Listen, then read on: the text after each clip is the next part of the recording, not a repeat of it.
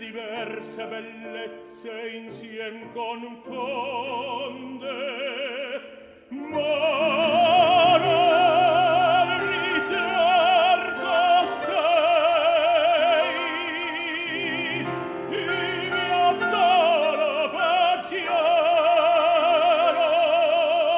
il mio sol pensier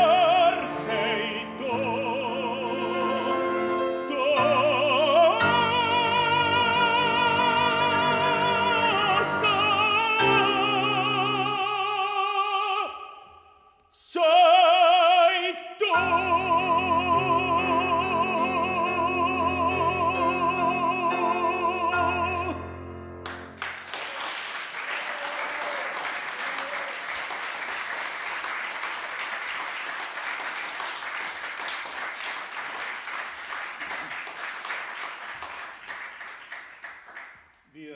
Wir würden auch ein italienisches Lied singen, weil Herr Jan Kiepura war ein sehr, hatte viele Stile, hat Oper, Operetta, Lieder, alles gesungen und ich glaube, ein napolitanisches Lied passt auch gut. I hope you like it. It's also a Napolitan song that Mr. Jan Kiepura had a lot of music sungen. We hope you like it.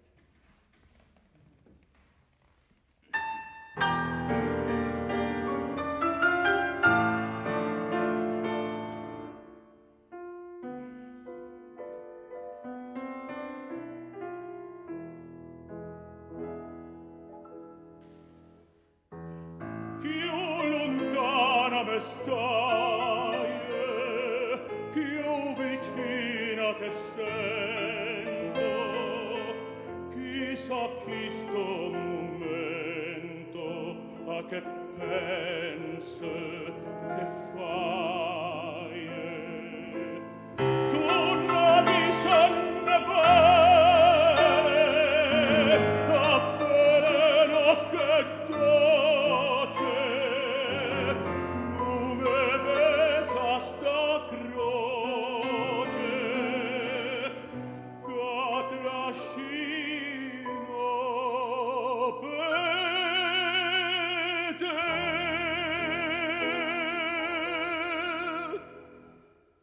Te voglio, te penso, te chiamo, te vedo, te penso, te sono,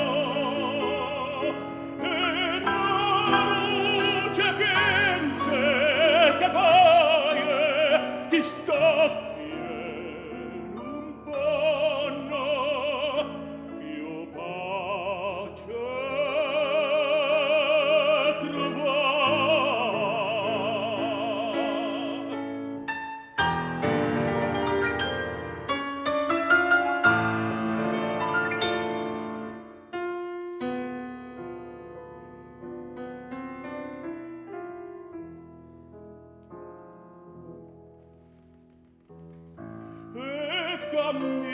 cammino e non so già dove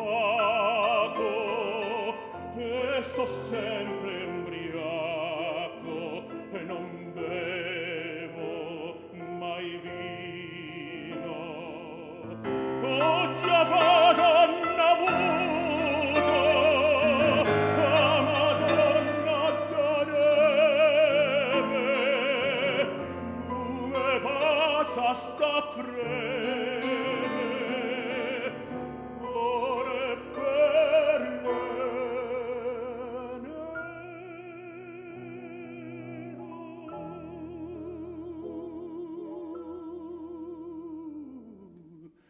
te voglio, te penso, te chiamo,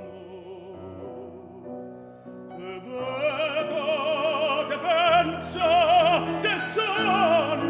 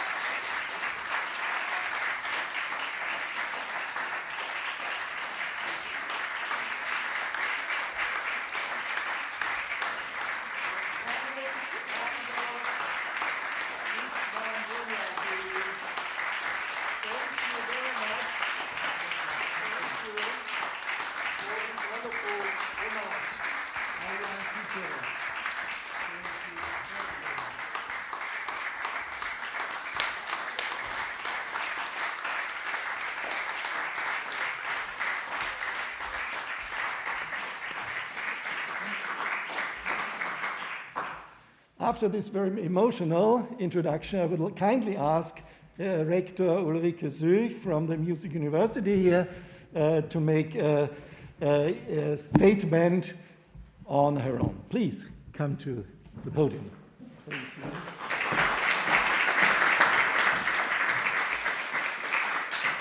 I would like to express my thank you to Ramon Vargas and Istvan Bonyadi, our dear colleagues, and I'm so proud of you. Distinguished guests, ladies and gentlemen, on behalf of the MDW University of Music and Performing Arts Vienna, I welcome you all from Vienna, from New York, and all over the world. A special welcome to the President of the Austrian National Council, Wolfgang Sobotka, and our alumni. Thank you so much for being here. Thank you so much.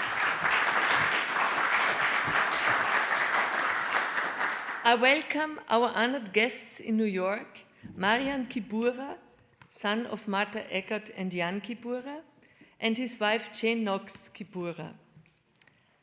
I welcome the director of the Austrian Cultural Forum, New York, Michael Haider, and the opera expert Ken Benson. Thank you so much for joining us.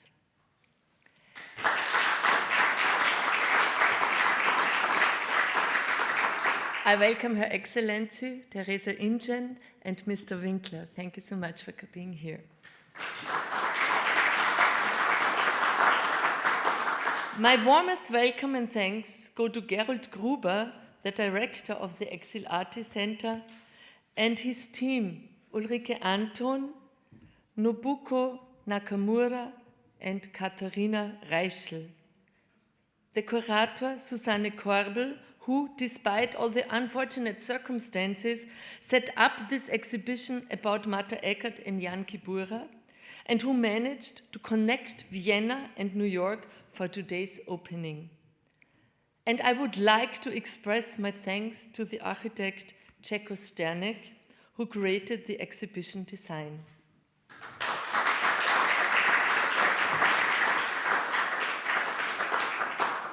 The exhibition Mein Lied für dich, Mein Song for You, Marta Eggerth and Jan Kiepura, Between Two Worlds, presents the life and artistic work of an opera's dream couple and its contemporaries.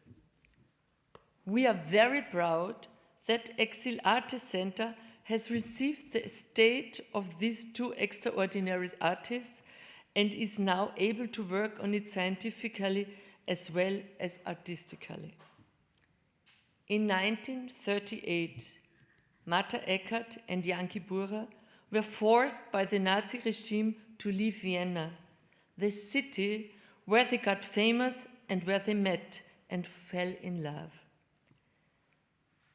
In American exile, they continued their careers and won new generations of viewers for opera and operetta. At the same time, their artistic legacy remained alive in the memories of millions of people all over Europe. The exhibition at MDW's Exil Arte Center now presents a collection of posters, videos, documents, and souvenirs of the two opera stars. It also features the stories of around 100 friends and colleagues of the couple, including Billy Wilder, Fritz Grünbaum, Erich Wolfgang Korngold, and Lotte Lehmann. After years of commitment and efforts of Gerold Gruber and his team, the Exil Arte Center is part of the MDW since 2016. With annual exhibitions, concerts, and lively research activities, the research center is dedicated to the reception, preservation, and presentation of Austrian composers, performers, musical academics, and thinkers who were expelled, persecuted, and murdered during the Nazi regime, and whose works were condemned as degenerate. Within 4 years, Exil Arte has already acquired about 16 estates, which are explored and analyzed by international scientists, as well as by PhD students of the MDW. The center's busy activities include regular publications, currently the work on comprehensive projects about the composer Erich Wolfgang Korngold, as well as own course on European music and consequences of National Socialism, which is offered every semester to our students. I would like to take this opportunity to thank also our colleague Michael Haas, who, like Gerold Gruber, has made this his personal mission and lifelong work. With the Exile Arte Center, the MDW makes an active contribution to working through the immense destroying of artists and their careers during the Nazi regime. Our aim is to rediscover compositions that could not achieve the status they deserve because of the persecution of their authors, and to ensure that they are included in the repertoires of the international cultural institution. In this context, I would like to mention the important cooperation between MDW and the Austrian Parliament. And I want to say thank you to Wolfgang Sobota that we could do this great cooperation. Our students support the Parliament at events with musical contributions written by these persecuted composers, and thus we have succeeded in giving back the victims of National Socialism their voice through their musical language in front of the Parliament. Austrian culture has suffered a tremendous devastation under National Socialism. We consider it our social responsibility to point this out and not to tolerate the far-reaching consequences of Nazi dictatorship are ever forgotten. Let us all help to keep alive the memory of the victims of the crimes of the Nationalsozialism and never forget what was done to them, so that the memory can be passed on to future generations. It is in our common responsibility that all next generations develop a sensitivity for populist movements and find the courage to stand up against injustice and disregard to humanity and mankind. In view of the worldwide political developments of these days, this attitude is more important than ever, and a commitment like that of the Exile Arte Center is of highest importance. Now I would like to hand over the floor to Wolfgang Sobotka, to the President of the Austrian National Council. Thank you for your attention.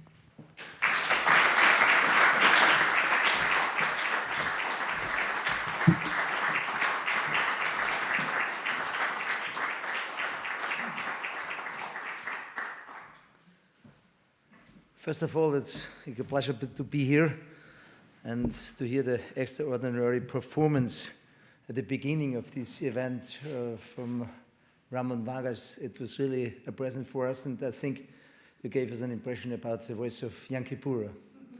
And the second, what I would mention is, it's about 42 years when I was there by my final examination here in this cold high school in this time to play with the piano, the Brahms sonata in E-moll, E minor. It's a long time. Distinguished guests, good afternoon, ladies and gentlemen, here in Vienna, and a warm welcome especially to those following this exhibition opening only in New York. It is a great pleasure to share this event with all of you, and I would like to start by wishing you and your families my personal best for your health and safety in these difficult times. And you wear the mask, and I think it's very correct in this way. As we all know, today's exhibition recalls the musical heritage of the Hungarian-born soprano Marta Eggerth and the Polish tenor Jan Kiepura. As the online advertisements and posters for this exhibition already mentioned it perfectly, Who doesn't know them? Marta Eggerth and Jan Kiepura, the dream couple in the film operetta, the superstars of the mid of the 20th century. Their eventful life was not only characterized by successes and joyful moments. The biography, and you mentioned it, also reminds us of the darkest chapter in Austrian history. After the so-called Anschluss to National Socialist Germany in 1938, Marta Eggerth and Jan Kiepura, who both have Jewish heritage, were forced to leave Vienna, the city where they met and fell in love, and where they had become famous. Their fate was shared by countless artists, composers, and musicians. Many followed them into exile, but many were also arrested, imprisoned, and murdered. Ladies and gentlemen, this exhibition reminds us not only of two extraordinary artists, it also reminds us to counter anti-democratic tendencies with a clear stance whenever and wherever they occur. Remembering is a permanent task. It must lead to appropriate action by all of us in everyday life. In this sense, this exhibition is also a valuable contribution to an appropriate culture of our remembrance. In realizing this important exhibition, many people played an important role. I would like to say a special thank you, namely to Ulrike Süch, rector of the University of Music and Performing Arts in Vienna, to Dr. Susanne Kobel, the curator of this exhibition, and to Professor Gerald Gruber, the founder of Exile Arte and head of the Exile Arte Center, of their engagement. In the last 4 years, the Exile Arte Center has already succeeded in bringing back to Vienna over, and it's also mentioned, 16 estates of displaced persons. These legacies of great value, not only for the appropriate examination of the history, but also for the future of democracy and the rule of law in general. Now I look forward to the next speakers who will tell us more about the remarkable lives of Marta Eggerth and Jan Kiepura. Thank you so much for your attention.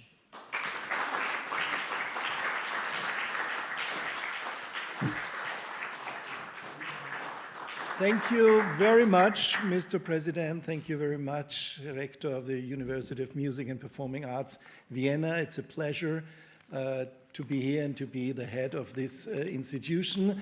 As we are now switching to New York, we will see a short clip from the film Valse Brillante from the year 1949. It's a very, very funny scene. Both Jan Kiepura and Marta Eggerth have made many funny scenes, but I think that's one of the best of them. He is playing a bodyguard of a singer, Marta Eggerth.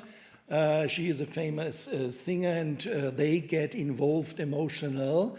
And in this scene, they are not seeing each other, but the kind of behaving is so wonderful and so, I would say, cute between these two people, which are, of course, as you know, a couple, a real couple, and the music which is used is, you won't think of that, Mozart's Rondo alla Turca. So let's hear this wonderful piece now, clip from Valse Brillante. Et maintenant, veuillez écouter la marche turque de Mozart. Presto, presto, mio signore, accorriti per pietà. Che succede? Chi mi chiama? Cos'è mai questo terrore? Presto, presto, mio signore, accorriti per pietà. Che succede? Chi mi chiama? Cos'è mai questo terrore? Svengo, muoio di languore, oh signore, che do dolore. Dammi polso mia carina, sono certo mal d'amor. Come fare per guarire al chiamate di un attore? Basta sol per non soffrire, calpestare il vostro cuore. Svengo muoio di languore, oh signore che dolore. Svengo muoio di languore, oh signore che dolore. Come fare per guarire al chiamate di un attore? Basta sol per non soffrire, calpestare il vostro cuore. Come fare presto un'altra medicina? Lascia l'or palpitare in via mano la tua man. Come fare presto un'altra medicina? Lascia l'or palpitare in mia mano la tua man. La medicina per non soffrire e il palpitare di tua mano in mia man. La medicina per non soffrire e il palpitare di tua mano in mia man. La mia manina ti dà, sì, la mia man tu donerò. Per non soffrire la tua manina, lascia palpitare in mia man. Ecco qua la sola vera medicina nel lasciar palpitare in mia mano la tua man. Ecco qua la sola vera medicina nel lasciar palpitare in mia mano la tua man. Resta fatto stabilito anche se mi finirò. Se m'accetti per marito all'altar ti condurrò. Resta fatto stabilito anche se mi perderò. Se l'accetto per marito all'altar li condurrò. Resta fatto stabilito anche se mi finirò. Se m'accetti per marito all'altar ti condurrò. Ecco qua la sola vera medicina del lasciar palpitare in mia mano la tua mano. Ecco qua la sola vera medicina del lasciar palpitare in mia mano la tua mano. Ecco al fin la medicina. Ecco al fin la medicina. Ne lascia la tua mano palpitare la tua mano. Sì.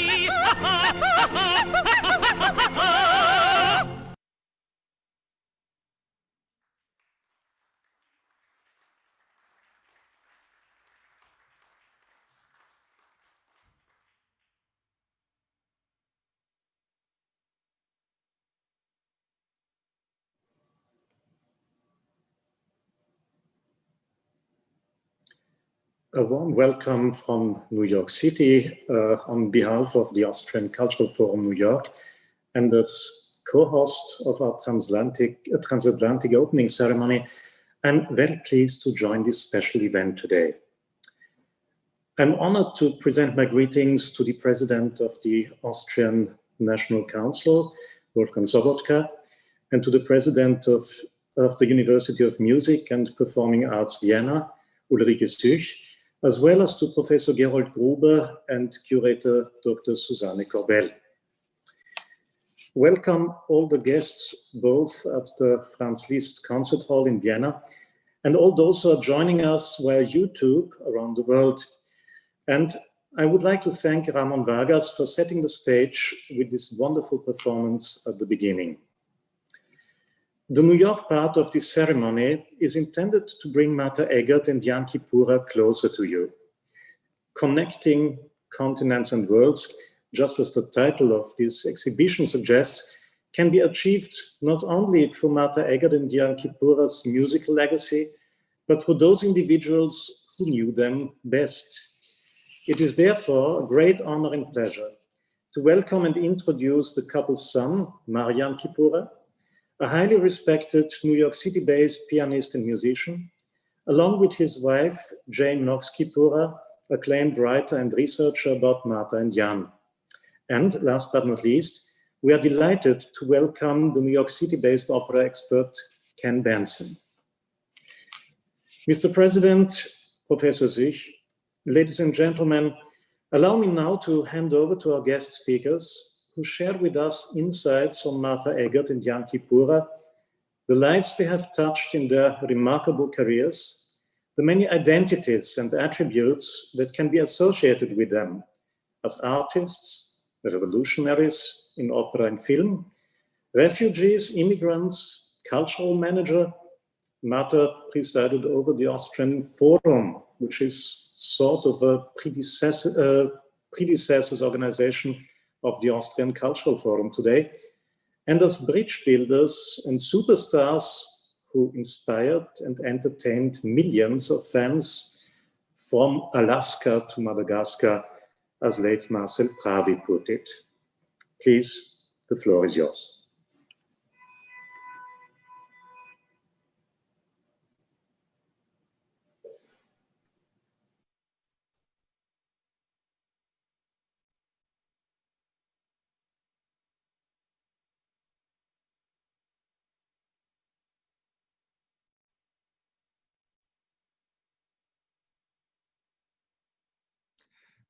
Thank you and hello.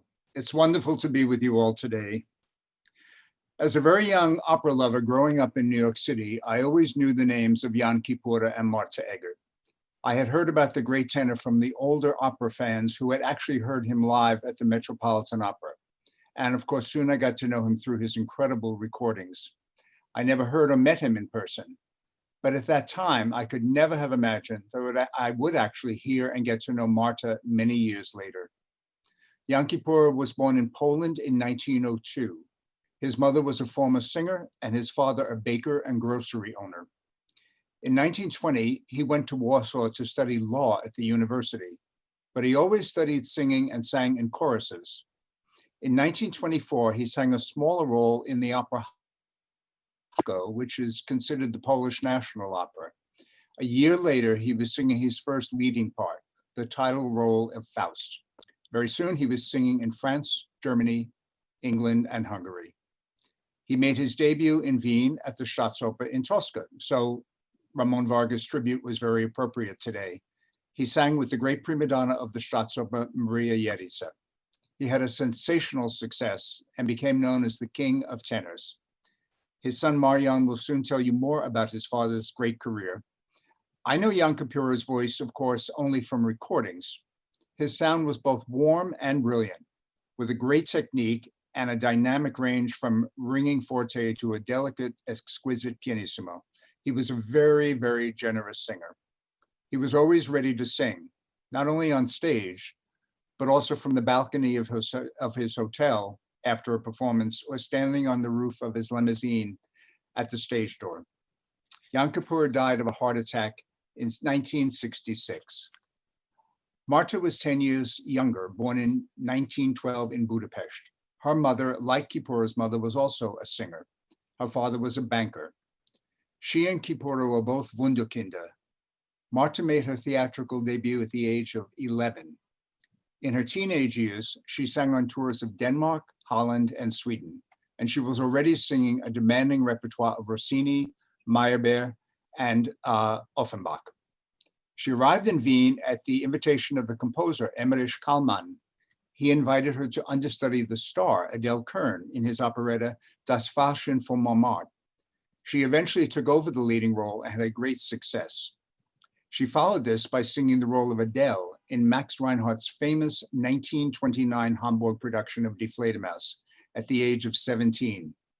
And when I interviewed her 80 years later, she showed me the actual review from that performance. During the early 1930s, Marta was discovered by the film industry, and her career really took off, leading to international fame. She made more than 40 films in 5 languages. Her daughter-in-law and archivist, Jane Knox Kiepura, will soon talk about these. On the set of a 1934 film, she met and fell in love with Jan Kiepura. They were married in 1936 and together became known as Europe's Liebespaar, causing a sensation wherever they appeared. Eggerth appeared on Broadway and had a contract with MGM in Hollywood. Marta and Jan sang La Bohème together in Chicago with great success, and in 1943 they starred together on Broadway in a production of Lehár's Die lustige Witwe, conducted by Robert Stolz with choreography by George Balanchine. They would eventually perform Lustige Witwe more than 2,000 times in 5 languages throughout Europe and America. During her career, Eggerth maintained active recital tours in Europe, Canada, and the United States, singing a wide range of extensive repertoire of lieder, opera, film songs, and especially Viennese operetta. After Kiepura died, Marta stopped singing for several years, but eventually her mother persuaded her to return to singing, and she had quite an extraordinary late career into her 80s and even 90s. She created an entire new generation of fans. This is the period when I had the great personal pleasure of hearing and meeting Marta. Each year, she was a highlight at Lincoln Center's gala for the Lice Albanese Puccini Foundation. The first time I heard her sing, she sang Wien, du Stadt meiner Träume. The atmosphere she created in the hall was pure magic. She took us all back to an older, more beautiful time. This period also included regular concerts in London, and in 1999, at the age of 87, she sang on the stage of the Wiener Staatsoper, celebrating the first production of Die Lustige Witwe at that theater. She sang a medley from Lehau's operetta in 4 languages and received a standing ovation. Even at that age, her voice was pure and steady, with perfect intonation and long breath. Her understanding and use of rubato was of the kind we no longer hear. In her cabaret shows at the Café Zabarsky at the Neue Galerie in New York, she was the perfect hostess in this intimate setting, singing songs and telling stories from her long career. Another wonderful trip back in time. I remember her master classes in New York at the Manhattan School of Music, including one where the students all sang songs from Viennese operettas. What precious information she gave these young singers. I also had the privilege of doing a long interview with Marta at her beautiful home in New York City. We spent hours together and it passed like only a few minutes. 2 words that everyone used when speaking about Marta were magic and charm, 2 qualities that have not survived very well into our 21st century. She carried this magical atmosphere with her always, on stage and off. I'd like to leave you with one little story that Marta told me in our interview. She and Jan were backstage before a performance. Jan was 10 years older and more experienced. He said, Marta, always remember, some of these people in the audience have had a bad day. They may have had a problem at their job or troubles at home. Choose one phrase or moment and sing in a special way tonight just for them. Give them one magical moment. I think we can agree that Jan Kiepura and Marta Eggerth gave their audiences many magical moments in their long careers, and they still are giving them to us today through their recordings, films, and the wonderful exhibit that's opening now. So it's my great pleasure to introduce Marta and Jan's son, Jan Kiepura.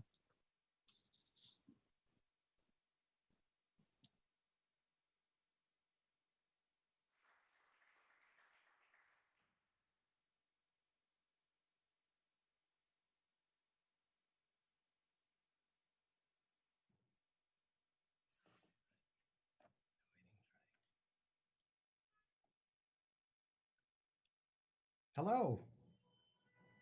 Grüß Gott. Very happy to be with you. Thank you, Ken, Mr. President, Professor Sich. It would be no surprise for me to say that Jan Kiepura was my favorite tenor. Sure, I'm his son, so that's fairly to be expected. Many would share that opinion. I could say, well, look how he turns this phrase, and look at this decrescendo, and look at these high notes, and all these things. Others would have their favorites. Fair enough. By the way, Ramos, bravo. Ramon, fantastic. Well done. I always think of the words of Professor Marcel Pravi, the director, former director, one of the directors of Vienna Staatsoper, excuse me, and TV personality, a very famous opera expert. He always used to say that Jan Kiepura, his career was unique. He was the total package. He would draw a picture like this, a total package.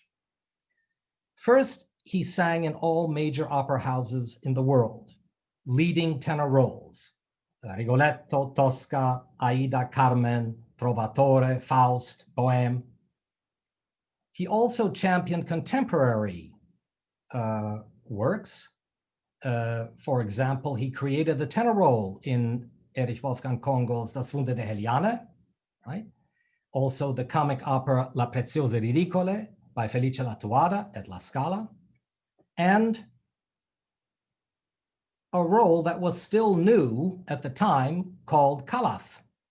He helped create at the Staatsoper in Vienna, which launched his international career In 1926, remember, Puccini died only 2 years earlier in 1924. It was only having established his credentials as a major international opera singer that he was then recruited, snapped up, if you will, by European film moguls in the 1930s. Now, we need to keep in mind that the film industry in the 1930s was still an evolving medium, yes?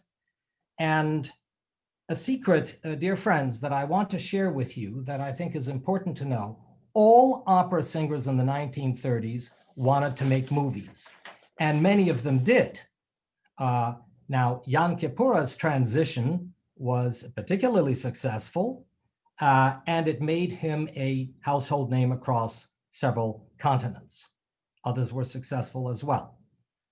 My father was used to tell me that the same 2,000 or 3,000 people go into the opera house, but millions go to the movies.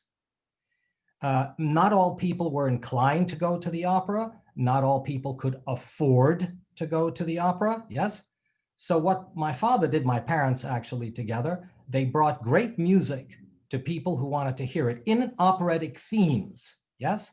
And at the same time, there were great composers in Europe and in Vienna who composed songs, popular songs, for them. These were called Schlager, yes?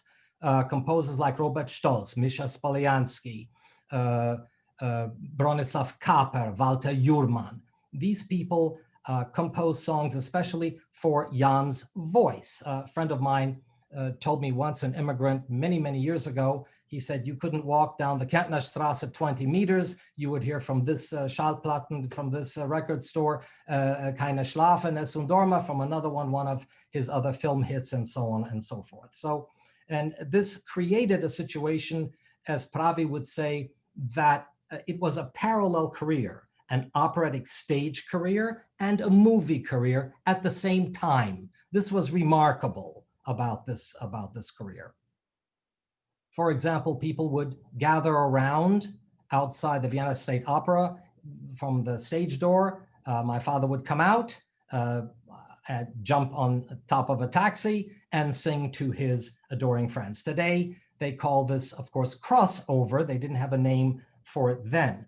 As Michael Haida said before, they excelled in opera, film, and operetta. So this was clearly a crossover situation. Then when my parents emigrated to the United States in 1938, their careers continued here. My father sang leading tenor roles at the Metropolitan Opera, and then they started a run of Lehar's The Merry Widow at the Majestic Theater in 1943, which resulted in some 2,000 performances in 5 languages. In Chicago, they sang it in Polish for the large Polish population there.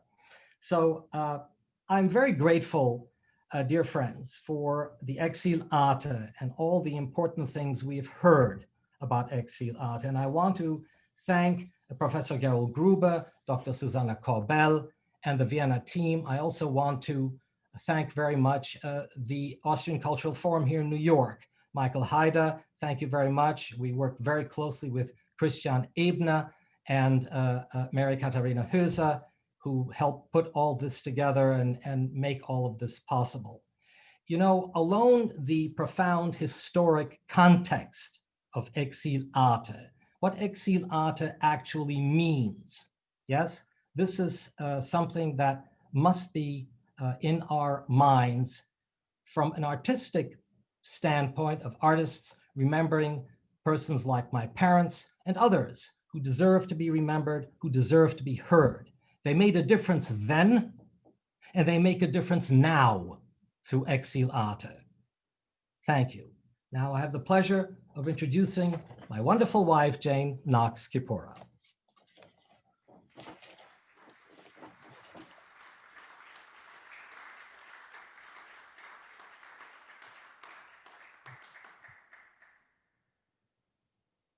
Great to be with you today. Thanks to everyone at Exil Arte. The spotlight is now shining on Marta Eggerth and Jan Kiepura. YouTube and social media have clearly changed the world. Today, we can once again watch old films from the late 20s or 30s. But almost 100 years ago, major European cities, particularly Vienna and Berlin, played a major role in the cutting edge technology of film, and particularly sound technology. It was a unique era of talent, genius, and creativity, allowing for sight and sound to be shared with the world that can still be seen today. This should be celebrated. Sadly, by 1838, so much was gone. Much of the talent fled to Hollywood if they could. 1938.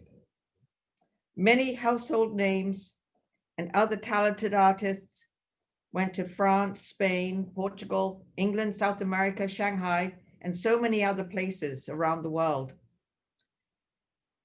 But yet, so many were killed. Marta and Jan knew and worked with many of these very talented individuals, in fact, hundreds of them. And now they will be allowed to be remembered at Exil Arte. It was 1930, 90 years ago, when both Marta and Jan would make their first sound movies that made them international superstars on 5 continents. The film industry worked closely with the recording industry, and no sooner did the fans leave the cinema, but would then rush to buy those amazing 78s of the hit songs that they had just heard sung on the screen. No wonder every composer and singer wanted to be part of this new medium. It was huge. And this is how Marta and Jan, with their incredible good looks and beautiful voices, would become amongst the most beloved singers of stage and screen. But now let's go back to Marta's story and ask the question, how did the young Hungarian become such a major international movie star, known all over the world, before her 20th birthday? Marta's meteoric rise to fame started as a young girl in Budapest, as we have heard. But it was later in her teens when the great Hungarian composer, Paul Abraham, would start to write coloratura parts for her phenomenal range. And one of these was 1928 in the lead role, The Last Berbeli Girl. A film followed, Csak egy kislány van a világon, translated, There is Only One Girl in the World. This was a silent movie, directed by the famous Bela Gal. But international stardom came in 1929. I've got a century out, sorry. But international stardom came in 1929 when she sang the title role in a revival of Bela Zekovich's operetta, The Golden Bird, which opened at the Royal Orpheum in Budapest in August of that year. Critics in the newspaper, the Magyar Hilap, were ecstatic about her performance. After the show, a lady came up to Marta, who simply introduced herself as Ilonka Abelsberg, that she just happened to be Emmerich Kálmán's sister. It did not take long before introductions were made and Vienna to follow. Marta often retold the story about this lady who wanted to introduce her to her brother. And so it was. Marta and her mother would leave Hungary for Vienna in early 1930, age 17 years old. And Marta was auditioned and had for the understudy role in Walchim von Montmartre, for the Valet of Montmartre. And after that, the sensational reviews acclaimed her as officially the newest and latest star.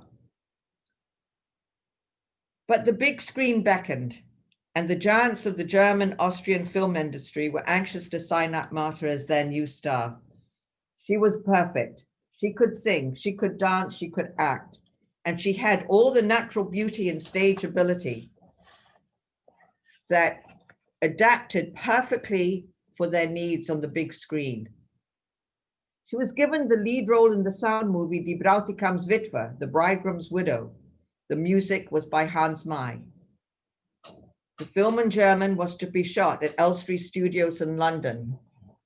And that was just the start of so many films. Excitement over Marta's beautiful voice and natural talent traveled fast, thanks to sophisticated distribution networks across the world. Subtitles were made in 12 languages at least. Marta had become a superstar, and famous composers like Franz Lehár were among many who seized the opportunity to write music for Marta's incredible coloratura voice. His first film was an enormous hit. There were glowing reviews in 1933 of Marta's first Lehár film, in fact, in English, Where is This Lady? As Far Away as Australia. The German title was Es war einmal ein Walzer. And thanks to YouTube, this film can be watched with the Argentine title, Café Viennes, 90 years later. It was on Marta's 17th movie in Vienna in 1934, appropriately called Mein Herz ruft nach dir, that she met and fell in love with her husband, Jan Kiepura, the love couple that became so incredibly famous together as well in the movies. In all, Marta would make 32 movies before their immigration to the United States in 1938. And Marta then, of course, made 2 Hollywood movies with Judy Garland in 1942 and 1943. And as Ken mentioned earlier, the rest was history in her life in America.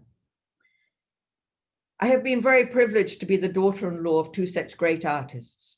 And on a personal note, can assure you that Marta was the absolutely greatest mother-in-law anyone could hope for. Anyone who witnessed her talent will assure you that while she never stopped being a great singer and actress, she could not hide her heart of gold. And I know the same is said of Jan Kiepura. Thank you, Marta and Jan, for so much that you have given us. We'll now pass you back to Michael Haider, who I would also like to thank, along with the New York and Vienna team.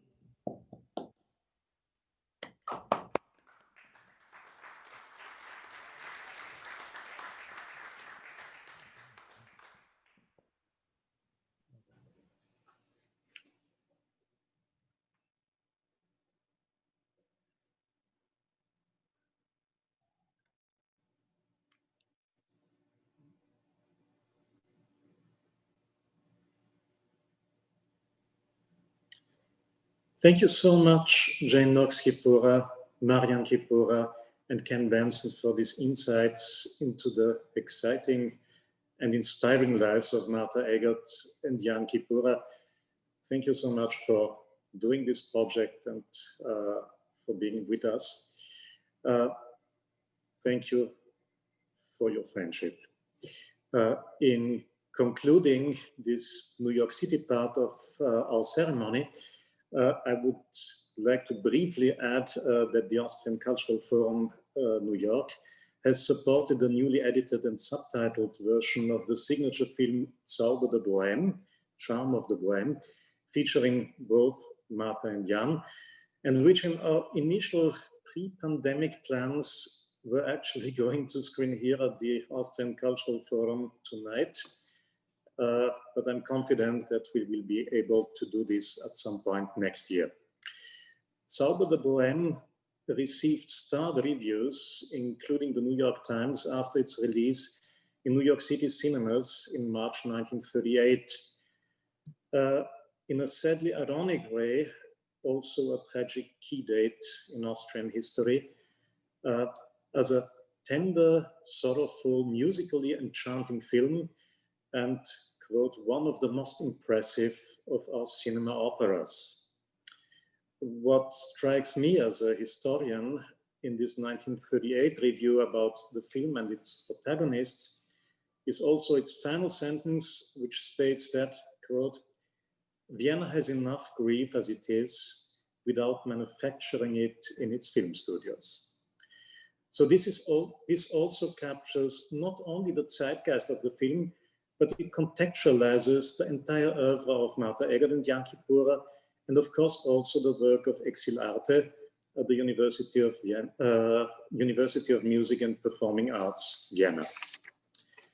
With that in mind, I would like to return our ceremony back to Vienna and hand it back to our colleagues in Vienna. If there are any questions from the general audience on YouTube for Jane and Jan Kiepura or for Ken Benson, please do not hesitate and send them by leaving a comment on our YouTube, on the YouTube channel, or you may also send us just an email and we will pass your questions on.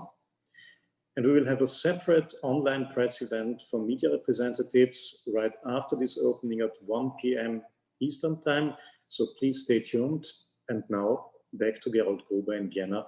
Thank you.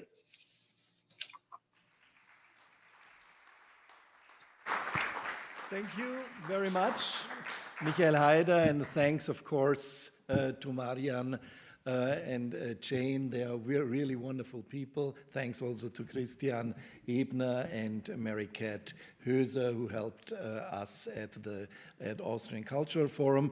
Before I kindly ask Susanne Korbel to make a short summary of the exhibit, I would like to show you a short clip, a short film, 3 minutes, of our exhibition and how it develops in the last weeks. Thank you to Ceko Sternek, our architect, for this wonderful exhibition. It's really great. Thank you. And now, 3 minutes of the exhibit.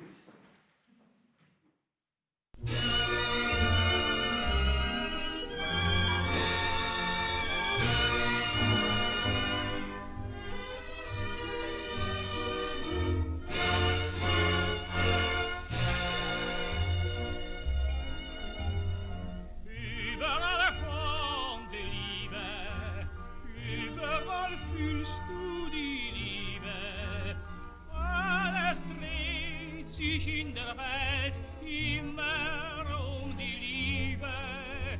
Stets kommt für zwei Frühling, denn wenn man liebt, dann ist Frühling.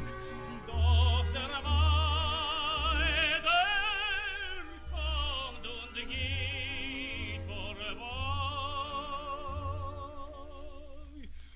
Weine nicht, weine nicht, bricht eine schöne Frau dir dein Herz. Vergiss und weine nicht, weine nicht, denn eine andere heilt deinen Schmerz. Wenn du auf tausend Mal dir sagst, keine kann küssen so wie sie, es gibt so viele schöne Frauen, die küssen gerade wie sie. Drum lache mit mir, sei verwandt, lache mit mir, nimm dir von dieser Welt, was dir gefällt. Weine nicht, oh, weine nicht, bricht eine schöne Frau dir dein Herz. Vergiss und weine nicht, oh, weine nicht, denn eine andere heilt deinen Schmerz. Wenn du auf tausend Mal dir sagst, keine kann küssen so wie sie, es gibt so viele schöne Frauen, die küssen gerade wie sie. Drum lach mir, sei verwandt, lach mir, nimm dir von dieser Welt, was dir gefällt.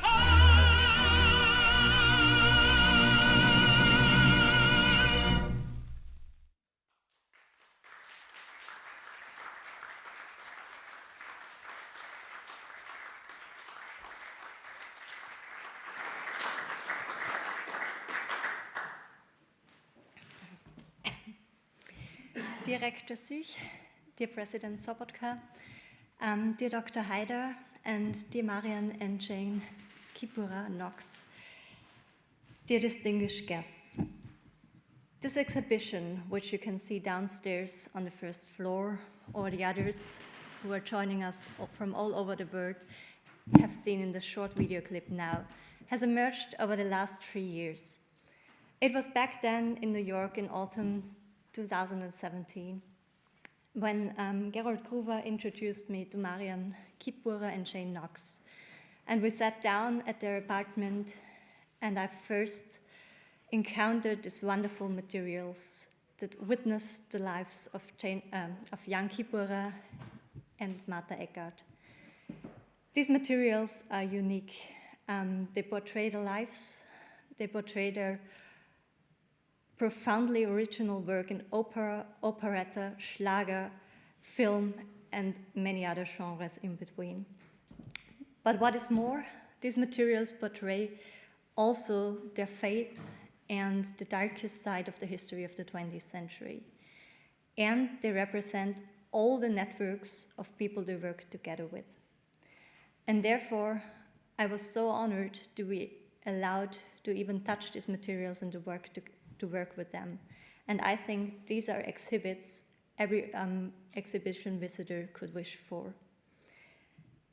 The main idea of the exhibition was not only to display the careers of this dream couple in opera and film, but also to show their connectedness and interrelatedness with more than 150 colleagues who ended up either as refugees or being persecuted or murdered because of the National Socialist regime.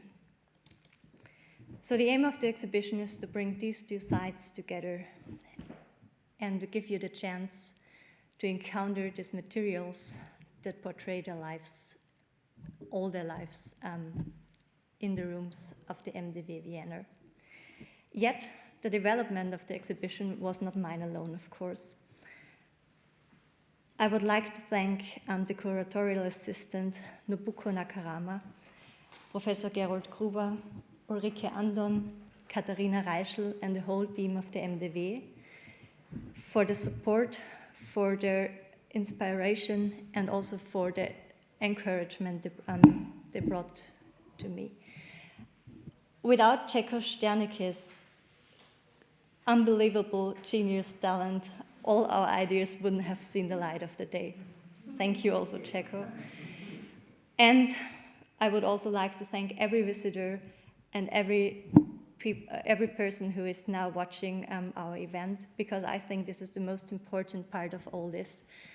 It needs people that hear and listen to the music. It needs people that come to the exhibitions and become interested in the lives of the people who were persecuted, who had to flee Austria, Nazi Germany, and who were or who maybe did not have the great careers Marta Eggerth and Jan Kiepura had, and who fell into oblivion. So thank you for being here and for listening to us. And I hope you enjoy the exhibition downstairs.